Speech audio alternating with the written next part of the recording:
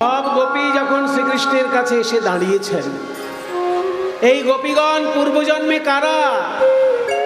ও মায়েরা, এই যে গোপীগণ রাসলীলা করতে এসেছে, এই গোপীগণ পূর্বজন্মে ছিলেন মুনি ঋষি। কোন মুনি ঋষি? ব্রহ্মার পুত্র বালখিল্য মুনিগণ। 60,000 ঋষি ত্রেতা যুগে বট গাছের ঝুড়ি ধরে ধরে ঝুলে ঝুলে তপস্যা করছিলেন। এক একটা বুড়ো আঙুল যতটুকু হয় এইটুকু তাদের উচ্চতা ছিল। এই যে বুড়ো আঙুল, মানুষের বুড়ো আঙুল যতটা এইটুকু, এইরকম ছোট ছোট মুনি ঋষি, তারা সবাই ব্রহ্মার পুত্র। সত্যযুগ থেকে ত্রেতা যুগ, দুটো যুগ ধরে তারা বট গাছের ঝুড়ি ধরে ঝুলে ঝুলে তপস্যা করছে। যখন দণ্ডকারণ্যে শ্রী রামচন্দ্র চলেছেন, ওই বট গাছটার সামনে দিয়ে যাচ্ছেন, তখন ওই যে ব্রহ্মার পুত্র 60,000 ঋষি, ছোট্ট ছোট্ট ঋষি বট গাছের ঝুড়ি ধরে ঝুলে তপস্যা করছে। রামচন্দ্রকে এত সুন্দর দেখতে লাগছিল সেদিন, ওই 60,000 ঋষি একসঙ্গে মনে মনে চিন্তা করলেন যে আমরা যদি নারী হতাম তাহলে এই রামচন্দ্রকে পতিরূপে বরণ করতাম। 60,000 ঋষি তখন রামচন্দ্রকে বললেন, আপনাকে দেখতে এত সুন্দর লাগছে, সীতা মায়ের ভাগ্য ভালো, আপনাকে পতিরূপে পেয়েছে। আমরাও যদি নারী হতাম আপনাকে পতিরূপে হৃদয়ে ধরে আমরা শান্তি পেতাম। তখন রামচন্দ্র বললেন, হে মুনি ঋষিগণ, আপনাদের এই ইচ্ছা এই জন্মে তো আমি পূর্ণ করতে পারবো না। আগামী দাপর যুগে আমি হব শ্রীকৃষ্ণচন্দ্র, আর আপনারা হবেন বৃন্দাবনের গোপী। সেই সময় আপনাদের সকলের মনোবাসনা নৃত্য গীত করে রাসলীলার দিন আমি পরিপূর্ণ। তাই 60,000 বালখিল্য ঋষি তারা দাপর যুগে গোপী রূপে জন্মগ্রহণ করে শ্রীকৃষ্ণের সঙ্গে মিলিত হয়েছে। তাহলে গোপীরা এমনি গোপী নয়, সেই মুনি ঋষি তারা আজকে এসে শ্রীকৃষ্ণের কাছে মিলিত হয়েছে। স্বাগতম স্বাগতম সুস্বাগতম। শ্রীকৃষ্ণ গোপীদেরকে উদ্দেশ্য করে বলছেন, স্বাগতং वो महाभागः प्रियं किंकरवाणिवः ব্রজস্যানাময়ং ক্বচিৎ ব্রতাগমন কারণম। বলো গোপীগণ, আমার কাছে তোমরা কেন এসেছো? ব্রত মানে বলো, আগমন কারণম, আমার কাছে আসার কারণটা কি বলো। এসো এসো গোপীগণ, তোমাদের কি বাড়িতে চুরি হয়েছে, ডাকাত পড়েছে, তাহলে কেউ আগুন ধরিয়ে দিয়েছে, কোনো বিপদই হয়নি? তো বিপদে না পড়লে কেউ তো বিপদ ভঞ্জনের কাছে আসে না। আমার কাছে তাহলে কেন এসেছো অর্ধেক রাত্রে? ও, এইবার বুঝেছি, তোমরা আমাকে দেখতে এসেছো। তা আমাকে যখন দেখতেই এসেছো, দেখা তো হয়ে গেছে, এবার বাড়ি ফিরে যাও।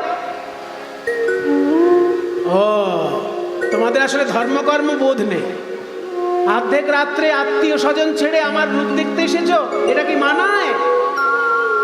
বাড়িতে তোমাদের পতি রয়েছে, শ্বশুর রয়েছে, শাশুড়ি রয়েছে, তাদের সেবা করাই তোমাদের ধর্ম।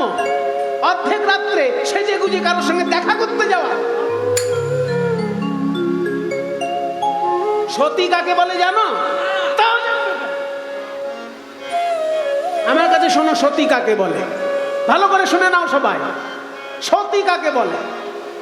যদি হয় সুন্দর পুরুষ যুবা, আবার সর্বগুণাশ্রয়। যদি হয় সুন্দর পুরুষ যুবা সর্বগুণাশ্রয়। সুন্দর পুরুষ যুবা সর্বগুণাশ্রয়। যদি হয় সুন্দর পুরুষ যুবা সর্বগুণাশ্রয়। তবু পরপতি অভিলাষ সতী ধর্ম নয়।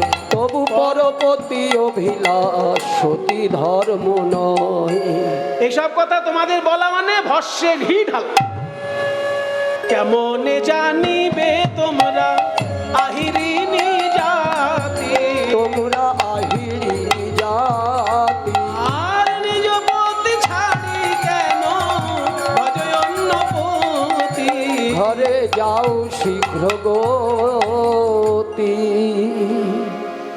যে পড়াশোনা করেনি তাকে যদি মূর্খ বলে মানায়, কিন্তু যে এমএ করেছে, পিএইচডি করেছে, তাকে কেউ যদি মূর্খ বলে তা শুনতে ভালো লাগবে তো?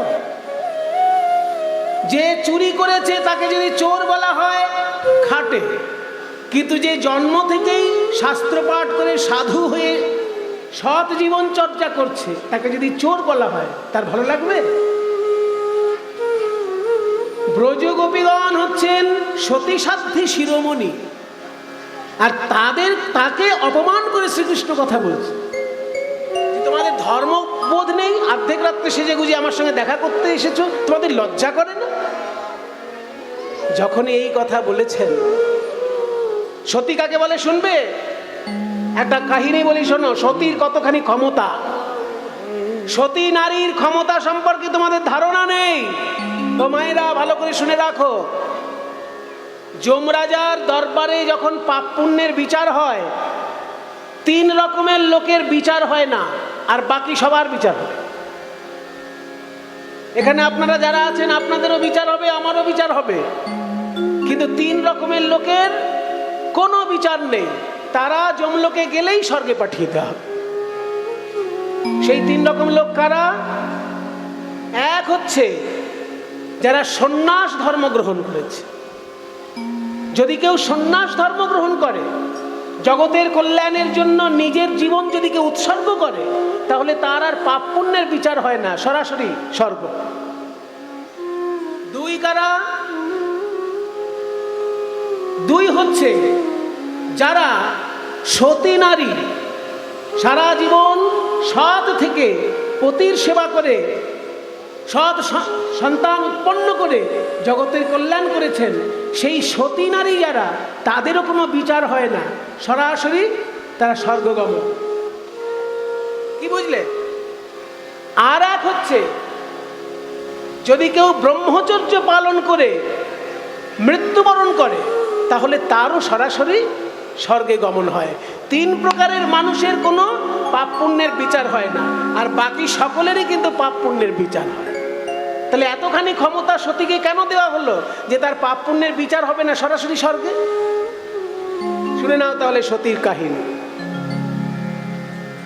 কুষ্ঠী বিপ্রের রমণী, সতী সাধ্যী শিরোমণি, পতি লাগি কইল বাইজি সেবা, পতি লাগি কইল বাইজি সেবা, আইল নিজ পতি, স্তম্ভিল সূর্যের গতি, তুষ্ট করি মুখ্য 3 দেবা, তুষ্ট করি মুখ্য 3 দেবা। মালাবতী বলে একজন সতী ছিল, তার স্বামী ছিল কুষ্ঠরোগগ্রস্ত। প্রতিদিন স্বামীকে ঝুড়িতে করে নিয়ে গিয়ে নদীতে স্নান করাতো, স্বামীকে খাইয়ে দাইয়ে শুইয়ে রাখতো, তারপর সারাদিন কাজ করতে যেত, কাজ করে এসে আবার স্বামী সেবা করত। তো একদিনকে তার স্বামী একটা মনের ইচ্ছা প্রকাশ করলো যে, জানো মালাবতী, আমার একটা খুব ইচ্ছে আছে, কিন্তু আমি তোমায় বলতে পারছি না। বলে, কি ইচ্ছে আপনার? বলে, তুমি যখন আমাকে নদীতে স্নান করাতে নিয়ে যাও, ওই নদীর ওই পারে একজন বাইজি স্নান করতে আসে, তার রূপ দেখে আমার খুব ভালো লেগেছে, একবার কি ওই বাইজির সঙ্গে আমার একটু কথা বলিয়ে দিতে পারবে? কোনো নারী এই কাজ করতে পারে? স্ত্রীকে বলছে যে আর একটা মেয়েকে আমার ভালো লেগেছে, তার সঙ্গে একটু গল্প করিয়ে দাও। কিন্তু ইনি যেহেতু সতীসাধ্যী শিরোমণি, তাই বলেন, হ্যাঁ স্বামী, আপনার ইচ্ছা আমি পূর্ণ করব। এইবার স্নান করাতে নিয়ে গিয়ে নদীর ওই পারে এক রমণী স্নান করছিল, তার বাড়িতে গিয়ে বলে যে, আমি বিনা পয়সায় তোমার কাপড় চোপড় কেচে দেব। কেন ভাই? বলে, আমার একটা ইচ্ছা তোমায় পূর্ণ করতে হবে। কি ইচ্ছা? বলে, আমার স্বামী একটু তোমার সঙ্গে গল্প করতে চায়, তার খুব ইচ্ছা যে তোমার সঙ্গে একটু গল্প করবে, তোমাকে একটু ভালো করে দেখবে। তখন সেই রূপবতী বাইজি বলে যে, এইরকম নারী আমি জীবনে দেখিনি, যে স্বামীর সঙ্গে আমার দেখা করানোর জন্য আমার জামা কাপড় কেচে দিতে চাইছে। তোমাকে বাবা জামা কাপড় কাচতে হবে না, তোমার স্বামীকে নিয়ে এসো, আমি গল্প করব। এইবার মালাবতী আবার মাথায় করে ওই বাইজির বাড়িতে স্বামীকে নিয়ে গেছে। মালাবতী যখনই বাইজির বাড়িতে নিয়ে গেছে, বাইজি তখন কুষ্ঠরোগগ্রস্ত ব্রাহ্মণ, তাকে দেখে বলছে যে দেখুন আমি তো বাইজি, লোকে একটু বাজে শব্দ বলে, বেশ্যা বলে, কিন্তু আমাকে বাইজি বলেই লোকে চেনে।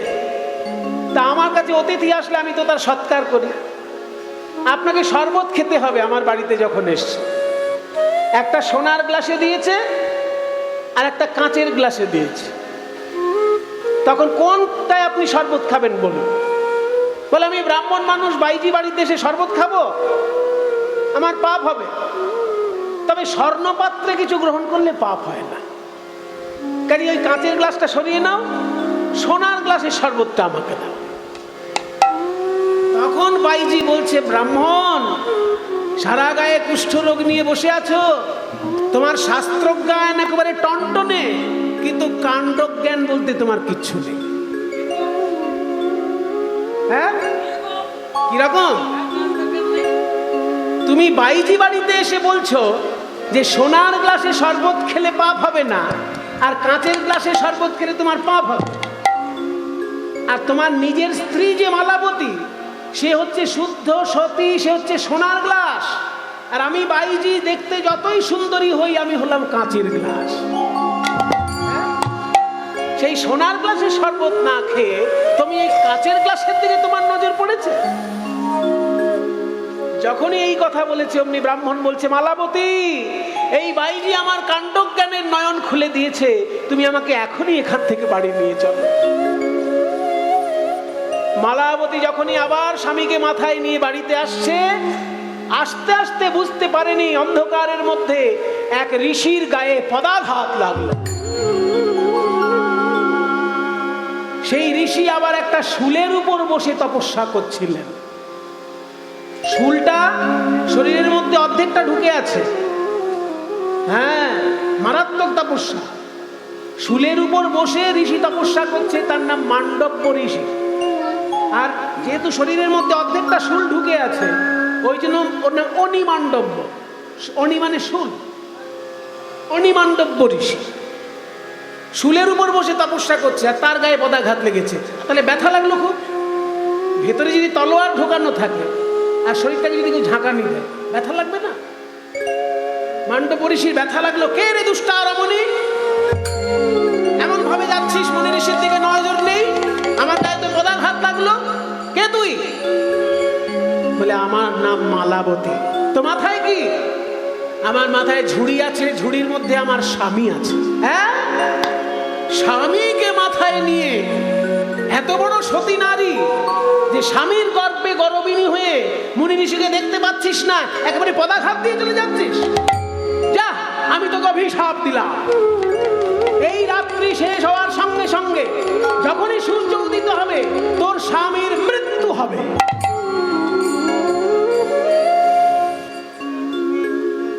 যখনই এত বড় অভিশাপ দিয়ে দিল যে রাত্রি পোহানোর সঙ্গে সঙ্গে সূর্য উদয় হওয়ার সঙ্গে সঙ্গে স্বামীর মৃত্যু হবে, অমনি সতী সাধ্বীরমণি মালাবতী সেই ঋষির দিকে তাকিয়ে বলে, ঋষিবর, আপনি জগতের কল্যাণের জন্য কঠিন তপস্যা করছেন, আমি না দেখে আপনার গায়ে আমার পা লেগে গেছে, আপনার ভিতর ক্ষমা বুদ্ধি এখনো আসেনি, আপনি আমায় অভিশাপ দিয়ে দিলেন। আমিও শুনে নিন, আমিও যদি সতী সাধ্বীরমণি হয়ে থাকি, এই সূর্য পূর্ব গগনে কখনো উদিত হবে না। সূর্য উঠলে তবে তোমার স্বামী মরবে। আমি বলে দিলাম, আপনি বলেছেন সূর্য উঠলে স্বামী মরবে, আর আমি বলে দিলাম সূর্যই উঠবে না। দেখুন কার কথা শুনে। এইখানেই বলা হচ্ছে সতী সাধ্বীরমণির এতখানি ক্ষমতা। সূর্য দেবতা আর কিছুতেই উঠতে পারছে না, কারণ তিনি জানেন আমি যদি উঠে পড়ি, ওই সতীর নজর যদি আমার উপরে সে লাগে, সঙ্গে সঙ্গে আমার জীবন শেষ। তাই সূর্য আর আকাশে উঠছে না, সারা রাত্রি অন্ধকার হয়ে অন্ধকারই আর কাটছে না। ওই জন্য পদে বলছে, কুষ্ঠী বিপ্রের রমণী সতী সাধ্বী শিরোমণি, পতি লাগি কইল বাইজি সেবা, স্তম্ভিল সূর্যের গতি। সূর্যের গতি স্তম্ভিত করে দিল। সূর্য আর উঠছে না। শেষকালে কি হলো? ব্রহ্মা বিষ্ণু মহেশ্বর তিনজন দেবতা এসে মালাবতীকে বলছে, ওগো সতী নারী, তুমি একটু সূর্যকে উঠতে বলো। তার মধ্যে আহা হা হা, আমি আমার সূর্যকে উঠতে বলি আর অকালে আমি বিধবা হই? হ্যাঁ, আমি হলাম সতী নারী, আমি বিধবা হয়ে যাব আর সূর্য উঠবে? আপনার মনে মান্ডব ঋষিকে কিছু বলুন। আচ্ছা মান্ডব ঋষি, আপনি দয়া করে অভিশাপ ফিরিয়ে দিন। অভিশাপ বলছে, মান্ডব ঋষি বলছে আমার সারা গায়ে ব্যথা হয়েছে ওই নারীর পদাঘাত লেগে, আমি অভিশাপ ফিরাবো না। মান্ডব অনড় আর মালাবতীও অনড়। শেষকালে দেবতারা তিনজন মিলে একটা গোল টেবিল বৈঠক করল। একটা বৈঠক করে ঠিক করা হোক কি করা যায় এই ক্ষেত্রে। ব্রহ্মা বিষ্ণু মহেশ্বর তিনজন আবার এসেছে। দেখো মালাবতী, তোমার কথাও থাকবে, মান্ডব ঋষির কথাও থাকবে, আমরা একটা সিদ্ধান্ত নিয়েছি। কি সিদ্ধান্ত? মানে তুমি সূর্যকে উঠতে বলবে, সূর্য যেই উঠবে অমনি তোমার সিমের মৃত্যু হবে। বাহ, মৃত্যু হবে? দাঁড়াও, আরো শোনো, কিন্তু মৃত্যু হয়ে মৃত্যুটা থাকবে কতক্ষণ? একটা ষাঁড়ের শিঙের উপর একটা সর্ষে রাখলে সর্ষেটা যতক্ষণ দাঁড়িয়ে থাকে ওইটুকু সময় মৃত্যু হবে। ষাঁড়ের শিঙের উপর যদি সর্ষে রাখা হয়, সর্ষেটা রাখা যতটুকু টাইম থাকবে, কতক্ষণ থাকবে? হ্যাঁ, ওইটুকু সময় স্বামীর মৃত্যু হবে। কিন্তু তারপরেই তোমার স্বামী যখন আবার বাঁচবে তখন তার আর কুষ্ঠ রোগ থাকবে না, হৃষ্টপুষ্ট শরীর নিয়ে পূর্ণ যুবক হয়ে তোমার স্বামী দেখা।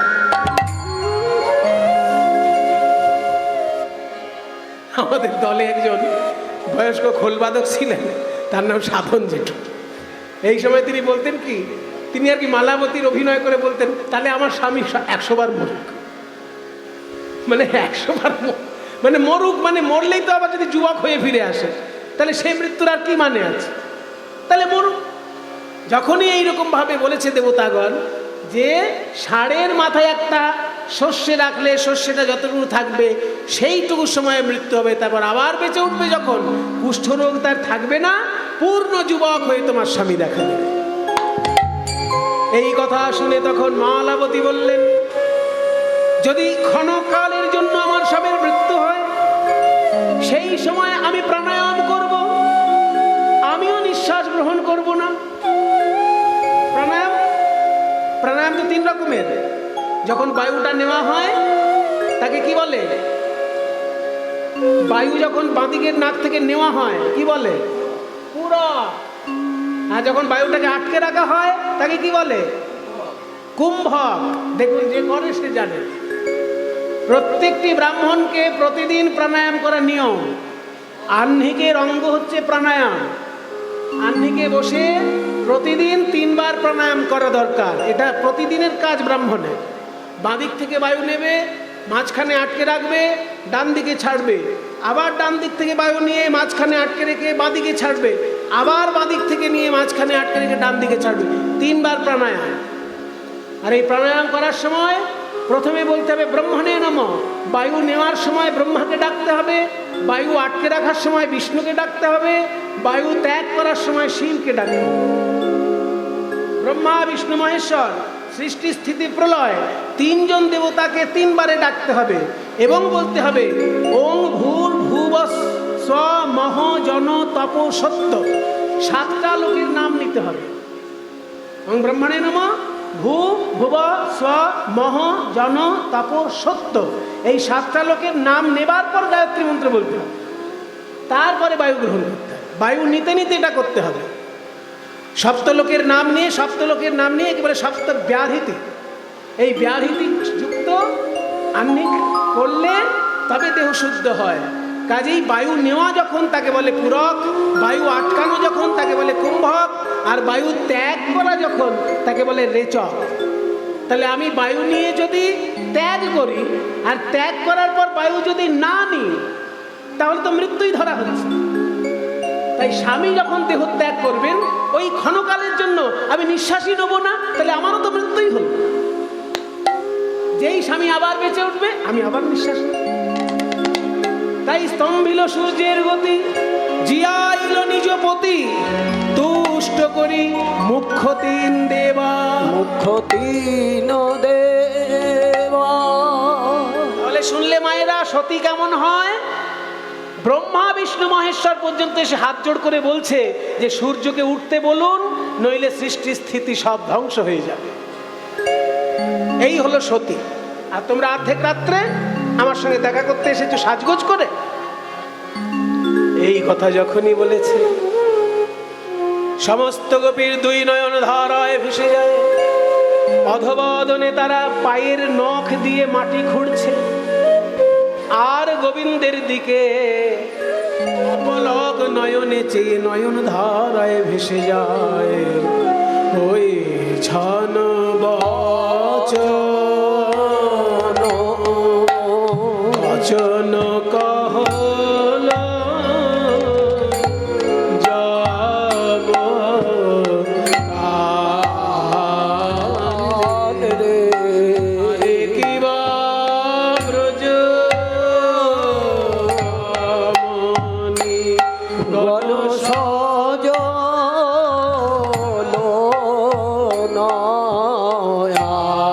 নয়ান রে কিবা ব্রজ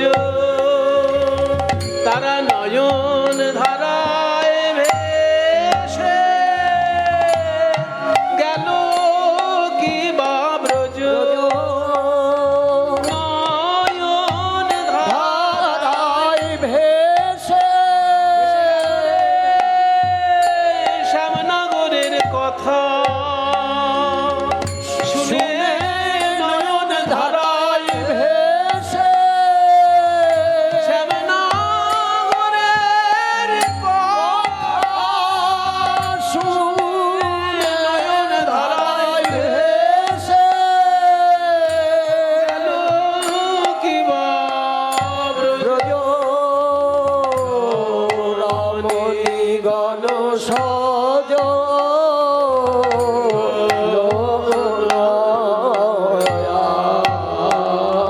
নয়ান রে ছন বচন टूटल सब हुक्म मनरथ करनी, टूटल সব হুকুম অনুরথ করণী उन्नत बयाने नख लिख धरनी। অবনত বয়ানে নখে লিখু ধরণী শুনো শুনো সুকপট শ্যামর চন্দ, শুনো শুনো সুকপট শ্যামর চন্দ কইছে হসিত ইহ অনুবন্ধ ও কইছে হসিত তোমার দয়া কি নাই হে কই কইছে হসি তোমার দয়া কি নাই হে কইছে তোমার দয়া কি নাই হে কইছে তোমার দয়া কি নাই হে কইছে আরে ও কইছে হসিত ইহ অনুবন্ধ কইছে হসিত অনুবন্ধ কইছে हेरे तेराती ऐसन भाती। হেরত রাতি ওই ছন ভাতি শ্যাম মোহন মদনে মাতি রে। হেরত রাতি ওই ছন ভাতি শ্যাম মোহন মদনে মাতি রে মুরলিক গান পঞ্চমতা কিবা মুরলি কো গান পঞ্চমতা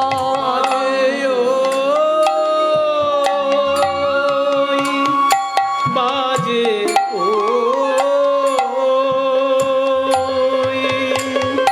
বাজে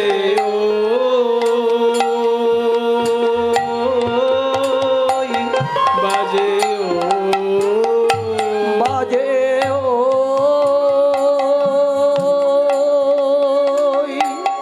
বাজে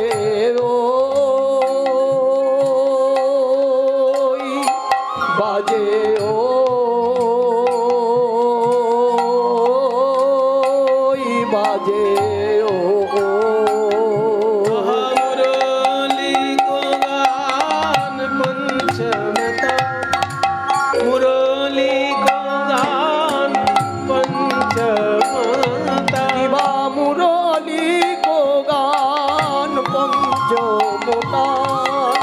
কুলবতী চিত চোরণী কুলবতী চিত চরণী কুলবতী চিত হরে নীল রে হরি কুলবতী চিত হরে নীল রে কুলবতী চিত হরে নীল রে কুলবতী চিত হরে নীল রে কুলবতী চিত চরণী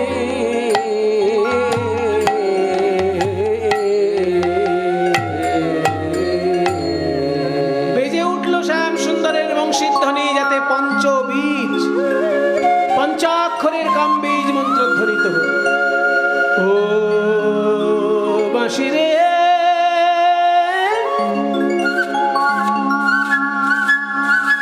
ও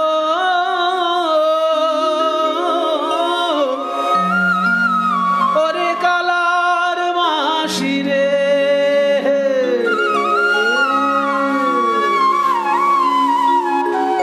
আর বেজো না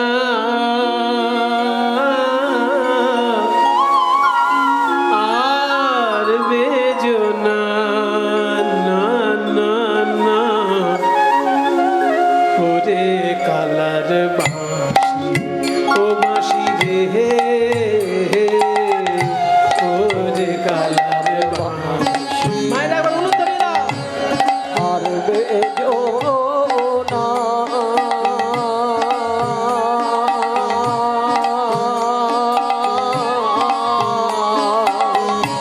আর বেজো না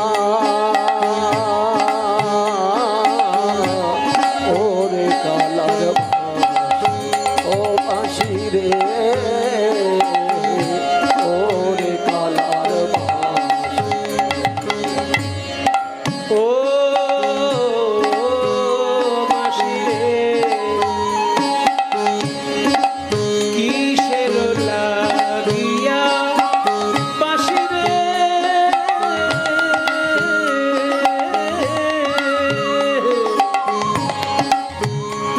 ও বাঁশি তুমি করো দুটি কোনা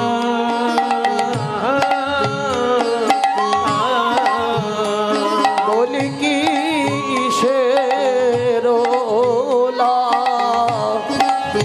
গিয়া বাসি রে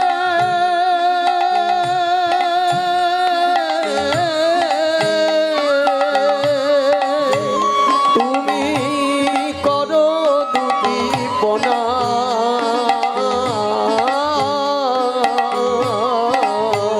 বলো আনে দি জানায়ে কভু বলো আমি কি জানয়ে কভু এই নারীর বেদনা আরে ওরে কালার বাঁশি আর বেজো না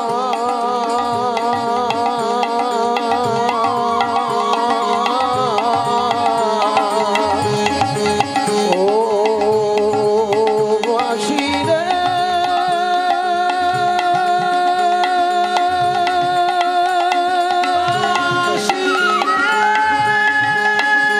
বাঁশি রে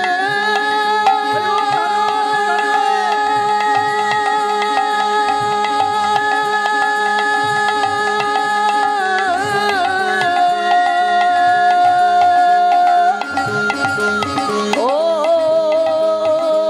বাঁশি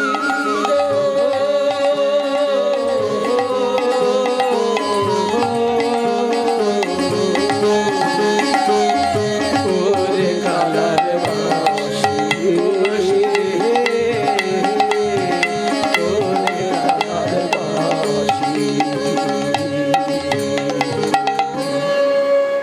কুল নাশা বাঁশি যখন বেজে উঠল, আর কি গোপী থাকতে পারে? শোনা গোপী প্রেম হিরোপি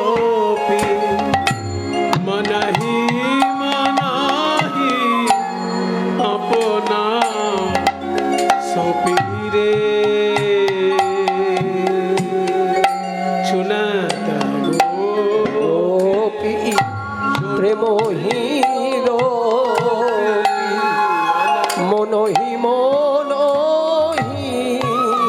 আপনা সপীরে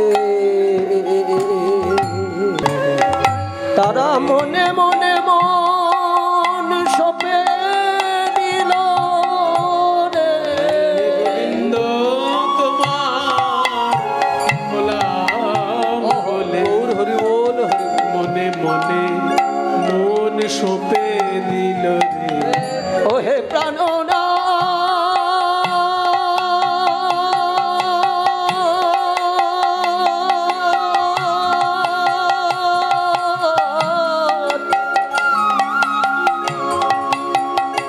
প্রাণনা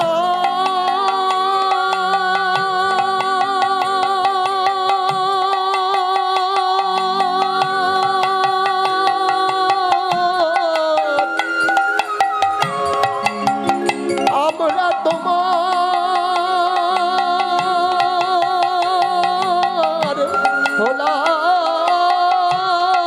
হলাম বলে বিসরি গে হানি যহুদে এক নয়নে কাজর রে হরে বিসুরি গে হো নিজ দেহ এক নয়নে কাজর রে হো রে